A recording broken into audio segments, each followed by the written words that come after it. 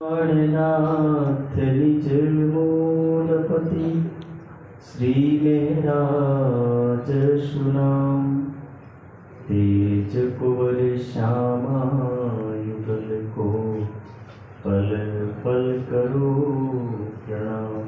पिया जी को पल पल करो प्रणाम। निस्बत हक की जात है, निस्बत में इश्क, निस्बत वास्ते इल्म, इत आया बेशक, इत आया बेशक, ए हके किया इश्क सो। आप धामधनी श्री राज महाराज पूर्ण ब्रह्म सच्चिदानंद सागर ग्रंथ के इस 7वें सागर के माध्यम से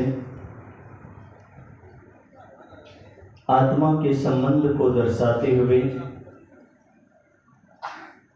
निस्बत यानी कि संबंध और उस संबंध को परमात्मा कैसे निभाते हैं और आत्माएं कैसे निभाती है, इन दोनों को इस दुनिया के अंदर अपने अपने तरीके से जो जो संबंध बताए और जिस प्रकार राज्य हमारे साथ इस दुनिया में उस रिश्ते को निभाते हैं, उन सभी चीजों को यहाँ पर वर्णन करते हुए ए हके किया इश्क सो कि अक्षरातीत ने ये संबंध जो निभाया, उस संबंध में कहीं ना कहीं प्रेम छिपा हुआ है। उस प्रेम में भी उन्होंने कैसे इस दुनिया में संबंध को निभाया, तो अगला चरण कह रहा है कई बंद बांधे जहूर, कि राज्य ने इस दुनिया के अंदर आकर के सखियों के साथ अनेक प्रकार के संबंध को निभा करके दिखाया। और जब हम इस दुनिया में आए, जबकि हमें परमधाम के अंदर ही इस बात का ज्ञान था कि दुनिया में जाने के बाद ये दुनिया ऐसी है जहां पर व्यक्ति जब खुद के अलावा किसी को नहीं चाहता, अपने ही स्वार्थ के लिए ना जाने कितने रिश्ते और संबंध जोड़ता है, पर वही रिश्ते और संबंध जब जब उसका स्वार्थ टूटता है, जब जब उसकी इच्छाएं नहीं पूर्ति होती है, आशाएं टूटती है, और उस आशाओं के टूटने के बाद उस संबंध वहीं दम तोड़ देता है और व्यक्ति उस संबंध को वहीं छोड़ के चला जाता है। और उसी संबंध को अक्षरातीत ने जब जब अक्षरातीत और आत्माओं के संबंध ने दम तोड़ने की चाहत की, तब तब अक्षरातीत ने उस संबंध को वापिस उस राह में पिरोए करके रखा, उस डोरी को बांध करके रखा। और यही घटना बताते हुए, इस संबंध को दर्शाते हुए कहते हैं वाणी में, अव्वल दिखाया लेन में निस्बत जान इश्क, कि जब हम ब्रज में पधारे तो ब्रज में आने के बाद जब संबंध की बात आई, कहा जाता है कि इंद्र के प्रकोप से आत्माएं भी घबराने लगी और घबराती हुई आत्माओं ने चाहा कि ये तो श्री कृष्ण जी ने कहा था कि हम गोवर्धन की पूजा करें, वरना हमारी कोई इच्छा नहीं थी। तब हमारी तरफ से ये संबंध टूटता हुआ बिखरता हुआ दिख रहा था, पर वही अक्षरातीत ने अपनी मेहर और कृपा के माध्यम से उस संबंध को जोड़ करके रखा। जहां सखियां प्रथम दिन में रात भर सो नहीं पाई, सुबह का दिन हुआ, बधाई को लेकर के नंद बाबा के घर आई। प्रथम दिन तो संबंध का अच्छे से निभाया, वक्त बीतता चला गया, समय बीतता चला गया। समय के साथ साथ सखियां वही श्री कृष्ण को कहने लगी, ये तो माखन चोर है, पर किसी को ये पता नहीं चला कि वह मक्खन चोरी करने वाले अपने संबंध को निभाने के लिए उन सखियों के साथ कैसे जुड़ के रहते हैं। किसी कवि ने या संत ने लिखा है, शेष महेश दिनेश सुरेश जाए निरंतर ध्यानी, अभेद और छेद सो वेद बतावे नारद से सुख व्यास रटे, ताही अहिरन की छोरियां छस्यावर छास में नाच नचावे। कि अक्षरातीत ने अपने संबंध को निभाने के लिए गोपियों के एक ग्लास भर छाछ में अपना नाच दिखाया, अपना नृत्य दिखाया। गोपियों को खुश करने के लिए ना जाने कृष्ण के रूप में अक्षरातीत ने अपने संबंध को दर्शाया। और वही संबंध इस वाणी के माध्यम से कह रहे कि अव्वल दिखाया लेल में निस्बत जान इश्क, कि अपना प्रेम प्रथम ब्रह्मांड में दिखाया। और जब प्रथम ब्रह्मांड में दिखाया तो उस संबंध को लास्ट तक निभाया। और वही सखियां जब 11 वर्ष तक उस संबंध को निभाती है, 11 वर्ष पूरे हुए, अक्षरातीत ने यमुना के किनारे बुला करके कहा कि सखियों, हम आपके साथ रास लीला करना चाहते हैं। उस समय सखियों के हृदय में वो दुनिया के सारे रिश्ते याद आते हैं। सखियां उन सभी रिश्तों को निभा पाती है, पर भूल जाती उस अनादि रिश्ते को, भूल जाती उस अखंड रिश्ते को। और यमुना के किनारे आई हुई सखियां राज्य से यही कहती है, तू कामी पर पुरुष निर्लज, हम कुल वधु नार है। कि हे परमात्मा, हे कृष्ण, हम कुल वधु नार है। हमारे सास ससुर, हमारे कुल और हमारा ये परिवार, हम आपके साथ ये रास की लीला कैसे कर सकते हैं, क्योंकि आप तो पर पुरुष हो। जो रिश्ता 11 वर्ष तक प्रेम की डोरी पर बंधा हुआ था, प्रेम के धागे में बंधा हुआ था, उस रिश्ते ने 11 वर्ष में अपना दम तोड़ा। सखियां अपने रास्ते हो गई। कृष्ण जी उस संबंध को जोड़ने के लिए दिन प्रतिदिन प्रयास करते हैं। राज्य चाहते आज सखियां बोले, कल बोले। सखियों का 52 दिन व्यतीत हो जाता है, पर वो संबंध धीरे धीरे और टूटता चला जाता है, पर वो संबंध जुड़ता नहीं है। 52 दिन पूरे होते हैं। जब 52 दिन पूरे हुए, राज्य देखते हैं कि ये सखियां माया में पूर्णतया लिप्त हो गई। तब हमारा वो वादा वहां पूर्ण हो जाता है, तब हमारा वो वादा वहां निष्फल जाता है। जो हमने राज्य से कहा था कि हे धामधनी, हम दुनिया में जा करके आपको नहीं भूलेंगे, नहीं छोड़ेंगे, आपके संदेश को हम अच्छे से मानेंगे। लेकिन वही संबंध उस दिन पूरा हो जाता है और वही वादा हमारा पूरा हो जाता है, और उस वादा को हम निभा नहीं पाते हैं, और वही स्वयं राज्य महाराज जान जाते हैं। शाम के समय में राज्य जब गलियों में आते हैं, सखियां अपने दरवाजों पर, अपने आंगन में, प्रांगण में खड़ी खड़ी देखती है कि हमें कृष्ण जी आज बोलेंगे, आज हमारे घर पर आएंगे। एक छोटा सा ईगो, एक छोटा सा अहंकार व्यक्ति को अपने संबंध को तोड़वा देता है। ये आत्माओं का संबंध उस दिन दम तोड़ दिया, और धीरे धीरे उस संबंध को राज्य महाराज पुनः दूसरी बेर दिखाया गुज इश्क मुतलक, कि जब दूसरी बार उस संबंध को कहां पर ले जाकर के निभाया, तो कि जब रास की बात आई, अखंड ब्रजमंडल में जाकर के बांसुरी बजाई। उस बांसुरी की आवाज को सुन करके हर सखियों ने अपना तन छोड़ा, ब्रजमंडल को छोड़ा। यहां पर सखियां पुनः जीत जाती है। इस ब्रह्मांड को गौपद वृक्ष की तरह, इस संसार को, कालमाया के ब्रह्मांड को छोड़ करके चल देती है, और रास मंडल में आकर के यही सखियां अपने संबंध को पुनः स्थापित करती है। पर रास मंडल के बाद पुनः सखियों से पूछा कि हे सखियों, ये ब्रह्मांड दोनों कैसे लगे? तब सखियों ने कहा कि हे राज्य महाराज, ये आपके ब्रह्मांड हमें जो दुख देना चाहिए थे वो दुख नहीं दे पाए।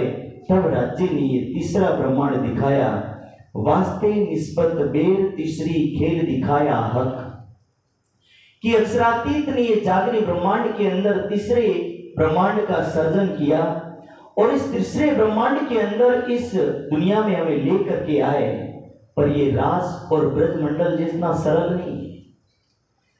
इस ब्रह्मांड में कुछ अलग है, और इस ब्रह्मांड की कहानी भी कुछ अलग है।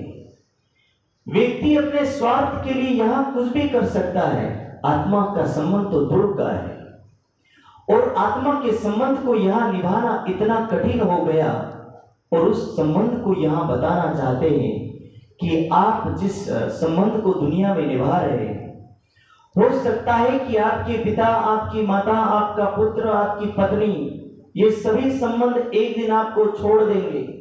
भर्तृहरि अपने शब्दों में कहते हैं कि पत्नी कहाँ तक, तो भर्तृहरि अपने शब्दों में कहते हैं धनानि भूमौ पशवश्च गोष्ठी भार्या गृहद्वारी जनः श्मशाने, कि तुम्हारा धन, जिस धन के लिए तुम रात दिन मेहनत करते हो, ये धन किसी तिजोरी में या किसी अलमारी में बंद रह जाएगा। जिस पशु के साथ तुम अपना संबंध निभा रहे हो, यही पशु बाड़े में बंद रह जाएंगे।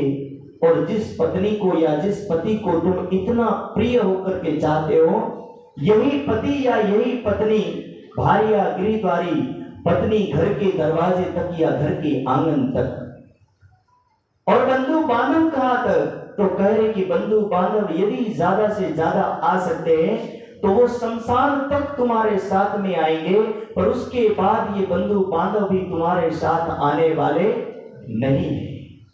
और उसके बाद कोई तुम्हारा संबंध, तुम्हारा रिश्ता जो तुम्हारे साथ जा सकता है, तो वहां पर भर्तृहरि कहते हैं धर्मानुगो गच्छति जीव एक, कि धर्म की राह पर चलने वाला जीव या आत्मा केवल इस संसार से अकेली जाती है, और उस अकेली जाती हुई आत्मा को या उस जीव को वही साथ दे सकते हैं जिनके साथ उन्होंने संबंध को निभाया हो, जिनको ये बात याद रही होगी कि संबंध मूल को में पांव पर छोड़े ना जाए, जो अपने संबंध को निभाने की चाहत रखता हो, जो अपने संबंध को निभा पाया हो, अपने रिश्ते को निभा पाया हो, वही व्यक्ति अंतिम समय में उस परमात्मा के साथ जा सकता है।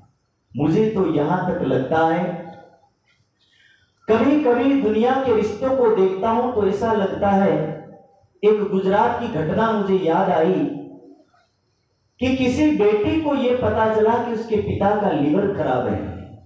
उस बेटी ने अपने लीवर के आधे हिस्से को अपने पिता को डोनेट कर दिया। उस बेटी को यह बात पता है कि यदि लीवर डोनेट करते समय यदि भूल चूक हुई या किसी कारणवश कोई भूल हुई तो ये मेरा शरीर छूट जाएगा, पर वही बेटी अपने पिता को इस लीवर का एक हिस्सा डोनेट करती है, दान करती है, और दान करने के बाद वो बेटी अपने पिता के इस लीवर डोनेट के बाद कुछ दिनों के बाद मर जाती है। न्यूज़पेपर में न्यूज़कार लिखते हैं कि ऐसा रिश्ता हमने अनोखा देखा। मैं इस बात को सोचता हूं कि एक पुत्री अपने पिता के लिए अपने जीवन को समर्पित करती है। इस ब्रह्मांगनाओं में कोई कोई ऐसी अंगना है जो ये कहती है, वारी रे वारी मैं तुम पर वारी, टुक टुक कर डालो यातन ऊपर कुंज बिहारी, कि हे परमात्मा हम आपके लिए सर्वस्व समर्पण करते हैं। ये भावना, ये उस संबंध को दर्शाता है। ललिता सखी अपने संबंध को जान चुकी थी, अपने रिश्ते को पहचान चुकी थी, इसलिए ललिता सखी ने अपना सर्वस्व समर्पण किया। मरते दम तक उन्होंने धाम धनी के चरणों में रह करके अपने आप को उस रिश्ते को निभाया। ये रिश्ते की बात कभी कभी धर्म के रूप में देखा जाए तो मुझे उन दो बालकों की याद आती है। कहा जाता है कि जोरावर सिंह और फतेह सिंह जो गुरु गोविंद सिंह के दोनों पुत्र थे, जब दोनों पुत्रों को कहा गया कि तुम्हारा हिंदू धर्म में रहना और हिंदू धर्म को छोड़ करके इस्लाम को स्वीकार करना, यदि तुम हिंदू को छोड़ोगे और इस्लामिक को स्वीकार करोगे तो शायद तुम इस जीवन में जी पाओगे, वरना तुम्हारा ये शरीर इसी दरबार के अंदर खत्म हो जाएगा, यही तुम्हारी मृत्यु, तुम्हें फांसी पर चढ़ा दिया जाएगा। जोरावर सिंह हंस करके उस नवाब को जवाब देता है कि ये नवाब, आपको पता है कि गीता क्या कहती है? उस नवाब को कहता है कि गीता का संदेश है, नैनम छिंदन्ति शस्त्राणि नैनम दहति पावक, न चेत क्लेदयन्त्यापो न शोषयति मारुत, कि हे नवाब, हमारा शास्त्र तो ये कहता है कि आत्मा कभी नहीं मरती, आत्मा उस अखंड तत्व से बनी है और उस अखंड तत्व में विलीन हो जाती है। हे नवाब, आप हमारे शरीर को छीन सकते हो, हमारी आत्मा के रिश्ते को तोड़ नहीं सकते। वो अपने धर्म के रिश्ते को निभाने के लिए वो दो बालक जोरावर सिंह और फतेह सिंह हंसते हंसते नवाब के सामने दीवारों में चिनवा दिए जाते हैं। फतेह सिंह रोने लगता है, कहता है कि हे भैया, ये कैसा दुर्भाग्य है, आप दुनिया में सबसे पहले आए और सबसे पहले जा रहे हैं। मैं आपके बाद आया और आपके साथ इस शरीर को छोड़ने वाला हूं। पर जब वो दीवार चिंते चिंते जब सिर पर आने लगी तो इस बात को देखते हुए जोरावर सिंह की आंखों से आंसू आने लगे। और जब जोरावर सिंह ये बात कहने लगे कि कैसी दुर्घटना है, आज मेरा छोटा भाई मेरे सामने मर रहा है और मैं उसको कुछ नहीं कर सकता, बचा नहीं सकता, तब फतेह सिंह कहते हैं कि भैया, हम धर्म के लिए कुर्बानी दे रहे, अपने देश के लिए कुर्बानी दे रहे, अपने उस अखंड हिंदुत्व के लिए कुर्बानी दे रहे, आप क्यों रो रहे हो? तब जोरावर सिंह कहते हैं कि मेरे से पहले मेरा छोटा भाई कुर्बानी दे रहा है, इसीलिए रो रहा हूं। कहने का तात्पर्य मेरा ये है कि दुनिया के ये लोग हर आत्माओं को अपने उस संबंधों को दिखा रहे हैं। कोई हिंदुत्व के नाम के रिश्ते को निभा रहा है, कोई पिता और पुत्री के रिश्ते को निभा रहा है, लोग कोई पति पत्नी के रिश्ते को निभा रहा है। दुनिया अपने संबंध को निभाने के लिए अपना सर्वस्व देने को तैयार है और उसी संबंध को वाणी समझा रही है कि परमात्मा कैसे निभाता है। तो कह रहे कई बंद बांधे जहूर, कहते हैं कि श्यामा महारानी जब खोज में निकली तो रण मैदान में रेगिस्तान के अंदर राज्य उनसे मिले और श्यामा महारानी को मिल करके देवचंद्र जी से कहे कि आपका बेग मुझे दे दीजिए। स्वयं उनके बेग को, उनकी गठरी को उठा करके 140 किलोमीटर की दूरी को तय करते हैं। वो उनका संबंध निभाने का तरीका है।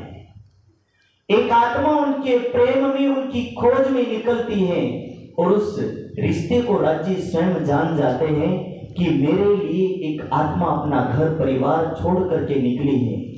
यही हमें भी याद दिलाते हैं। 7 दिवसीय ये कार्यक्रम हर सुंदर साथ के उस रिश्ते को याद दिलाता है। कुछ लोग इस कार्यक्रम को शायद एक सामान्य कार्यक्रम समझते हैं, पर मैं ये समझता हूं कि ये आत्माओं का वो मेला है जिस मेले में सभी आत्माएं एक साथ मिलती हैं और एक साथ मिल करके उस परमात्मा को अपनी पुकार करती है, अपनी अर्जी लगाती है और सभी आत्माएं उस परमात्मा को अपने रिश्ते के संबंध का आभास करवाती है। यही हमारा संबंध है और इसी संबंध को निभाने के लिए, उसी संबंध को दर्शाने के लिए वाणी बता रही है कि कैसा हमारा संबंध है।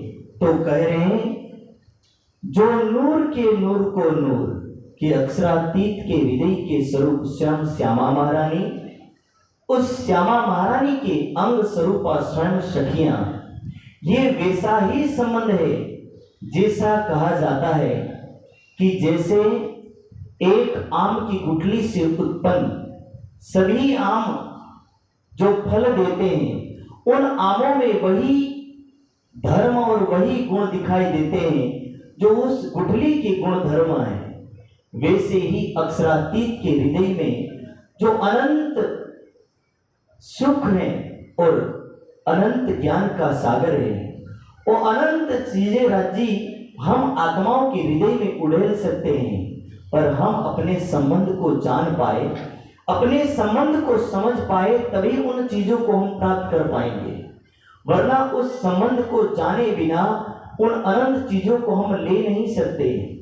और जब हम अपने संबंध को समझ पाएंगे तब राज्य कहते हैं जलु सात सब तीन के कछु कमी ना करत कसम, कि जो आत्मा अपने संबंध को जान जाती है, मैं अपने पूर्ण स्वरूप के साथ उस आत्मा के हृदय में विराजमान होता हूँ। कहने का तात्पर्य है कि वहां क्या क्या विराजमान होता है। तो वाणी में लिखा है, ए इलम ए इश्क और निस्बत कही जो ए, कि जहां अक्षरातीत है वहां इलम, वहां इश्क, वहां प्रेम, वहां निस्बत, सब कुछ वही है। जैसे एक पिता अपने पुत्र को अपने संबंध के कारण से अपनी प्रॉपर्टी लिख के दे देते हैं, इसी प्रकार परमात्मा अपनी सारी संपदा को उन ब्रह्मंगनाओं को देते हैं जो उनकी सर्वे सर्वा है, और उन ब्रह्मंगनाओं को सर्वस्व दिया जाता है। पर वो ब्रह्मंगनाएं इस संबंध को जान पाए तब तक। यदि ब्रह्मंगनाएं अपने संबंध को, अपने रिश्ते को नहीं निभा पाई, तो समझ लीजिए कि उस ब्रह्मंगनाओं को वो चीजें नहीं प्राप्त हो पाई। इसलिए जिन जिन आत्माओं ने इस संबंध को जाना, जिसने संबंध को निभाया, इंद्रावती की आत्मा ने उस संबंध को निभाया, तो राज्य अपनी पांचों शक्तियों के साथ उनके अंदर विराजमान हुए। इंद्रावती की आत्मा कहती कि हे धामधनी, मुझे इस दुनिया में नहीं कुछ चाहिए, केवल आपका प्रेम चाहिए। वाणी में लिखा है, ना चाहूं मैं बुजुर्गी, ना चाहूं किताब खुदाए, इश्क दीजिए मोहे आपनो, कि हे परमात्मा, आपके इस साहेबी को और इस नाम को मैं नहीं लेना चाहती हूं, पर यदि आप मुझे कुछ दे सके तो हे परमात्मा, आप मुझे अपना प्रेम दीजिए। पिया पे एक विध मांगी, पर पिया ने कई विध करी रोशन। हे परमात्मा से मैंने तो एक केवल प्रेम मांगा था, पर अक्षरातीत ने इस प्रेम के साथ मुझे सब कुछ दिया। जागृत बुद्धि, निज बुद्धि, श्यामा महारानी, अक्षर ब्रह्म, स्वयं अक्षरातीत की आवेश शक्ति उस आत्मा के अंदर विराजमान होकर के 500 स्वरूप के रूप में लीला करती है। इंद्रावती की आत्मा साहेबी को ना मना करती है, पर तो भी उसको वो साहेबी प्राप्त हुई। कहने का तात्पर्य यही है कि जो आत्मा उस अक्षरातीत के हृदय को जान पाई, जिस आत्मा ने उस अनंत संबंध को निभाया, ओ इत भी धन धन और उत भी धन धन, वो आत्मा यही भी धन धन है और वही भी धन धन है। पर जो व्यक्ति अपने संबंध को नहीं निभा पाया, मैंने पहले ही कहा था कि दुनिया का रिश्ता एक समय तक सीमित दायरे में रहता है। यदि पत्नी घर पर आई और घर पर आकर के कार्य नहीं करती, कुछ नहीं करती, तो पति उसको छोड़ने के लिए मजबूर हो जाता है। पति यदि कुछ नहीं करता तो पत्नी उसको छोड़ने के लिए मजबूर हो जाती है। पिता अपने निकम्मे पुत्र को जान जाते हैं तो पिता अपने पुत्र को छोड़ने के लिए तैयार हो जाते हैं। और पुत्र जब अपने पिता को जान जाए कि पिता ने मुझे कुछ नहीं दिया, तो ऐसे पुत्र भी पिता को छोड़ देते हैं। और ऐसे छोड़ते हैं कि आज के जो वृद्धा आश्रम इसका उदाहरण है कि जब पुत्रों को कुछ नहीं मिला तो उन पुत्रों ने उन माता पिता को छोड़ दिया। ऐसे कई रिश्ते यहाँ पर दम तोड़ देते हैं। ये स्वार्थ के रिश्ते हैं, और स्वार्थ के रिश्ते तब तक साथ देते हैं जब तक उसका स्वार्थ सिद्ध होता है। और ये अनादि काल का रिश्ता अनंत काल तक था और अनंत काल तक हमारे साथ रहेगा। जब सारी दुनिया एक तरफ हो जाती है तब परमात्मा उस समय हमारे साथ खड़े होते हैं। पर उस रिश्ते को जानने वाला और समझने वाला व्यक्ति होना चाहिए। तो यही वाणी का संदेश है। ए हक्के किया इश्क सो, कई बंद बांधे जहूर, सो जानत है निस्बती, कि उस रिश्ते को केवल आत्मा ही समझ पाती है जो खिलवत हुई मजबूर। जो परम धाम के अंदर जिस रिश्ते की बात हुई, उस रिश्ते को केवल वो आत्माएं समझ पाएगी, हर कोई उस रिश्ते को नहीं समझ पाएगा। तो यही हमारा वाणी का संदेश है। सागर ग्रंथ के इस प्रकरण के माध्यम से उन सभी सुंदर साधकों, उन सभी आत्माओं को याद दिलाता है कि कैसे हम दुनिया में उस अनादि काल परमात्मा के दरबार में रहते हुए इस खेल की मांग करके आए हैं। और ये खेल हमारे लिए थोड़े समय के लिए है और इसी खेल के छूटने के बाद हम पुनः उस परमात्मा के धाम में, उस परमात्मा के घर जाएंगे। पर घर तब तक नहीं जा पाएंगे जब तक हम अपने रिश्ते को, अपने संबंध को नहीं समझ पाएंगे। इसीलिए जिस दिन हमने अपने रिश्ते को समझ लिया, समझ लीजिए कि हम उस रिश्ते के बाद परमात्मा के घर तक, उनके चरणों तक हम पहुंच पाएंगे। इसलिए ये संबंध का सागर, अनंत सुख का देने वाला मेहर का सागर और प्रेम का सागर, इश्क का सागर, ये सभी सागर हमें प्राप्त हो सकते हैं। पर पहले हम उस संबंध को समझ लें। सभी आठों सागर में सातवां सागर एक महत्वपूर्ण सागर इसीलिए क्योंकि संबंध के बिना कुछ नहीं मिलता और संबंध होगा तो सब कुछ मिलेगा।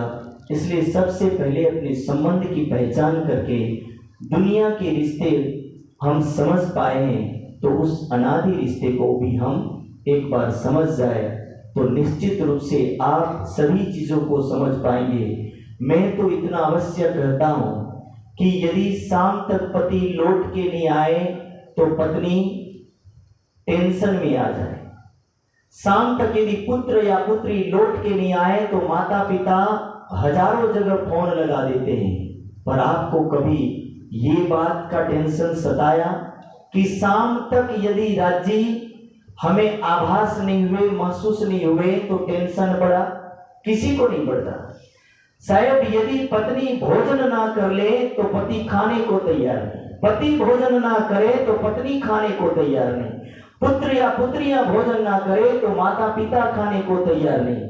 पर किसी दिन किसी को ऐसा लगा कि परमात्मा को भोग लगाए बिना हम खा ले और हम उसके बिना कैसे खाएंगे, इस बात को शायद कोई नहीं सोचता।